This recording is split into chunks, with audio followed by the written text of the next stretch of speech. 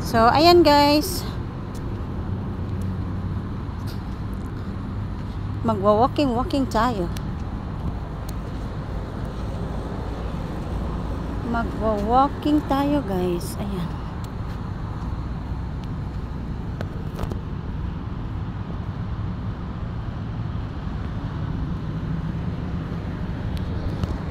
So, dito tayo magwa-walking guys. So, dito tayo sa ano guys, sa street tayo magwa-walking. Ayan. So,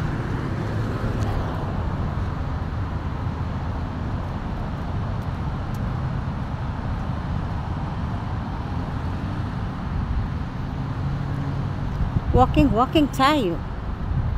Nang sa ganon, mabawasan yung taba natin guys ng konti. So, dito natin tingnan guys.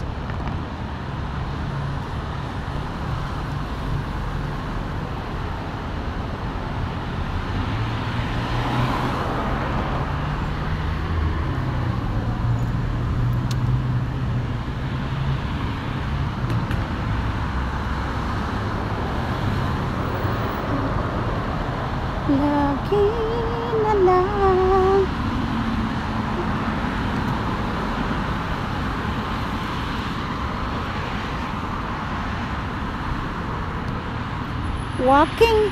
Walking tayo guys. So ito naman yung mga gilid niya guys. Ayan, madilim dito guys, puro puno yung gilid niya. So dito lang tayo, straight lang tayo guys. Magpapayat tayo ng konti.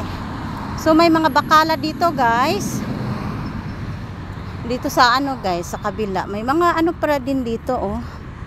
Actually, ditong bahay na nilipatan namin nila amo, ilang months pa lang din naman kami dito. Nasa 6 months yata. So hindi ko masyadong kabisadong lugar na ito guys, kaya ito iikutin natin. Tingnan natin kung may mga bakala ba dito. May mga tindahan. Daming bakala pala dito. Mga restaurant. Dami din pala dito. So, tingnan natin ngayon guys. Ayan daming mga ano.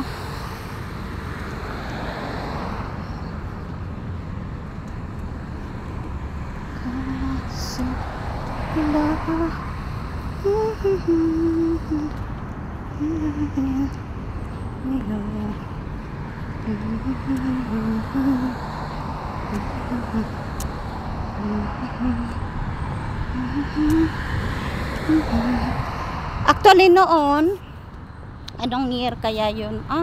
I think 2019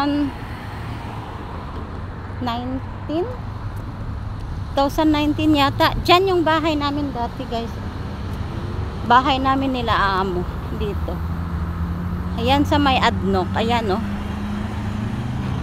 ayan, sa likod niyan guys, puro mga building yan siya dyan guys. Mga villa. So dyan kayo nakatira dati. Ayan. Gusto ko lang ipapakita. Galing ako doon sa kabila guys. So dito tayo. I-straighten natin to guys. Tingnan natin yung ano.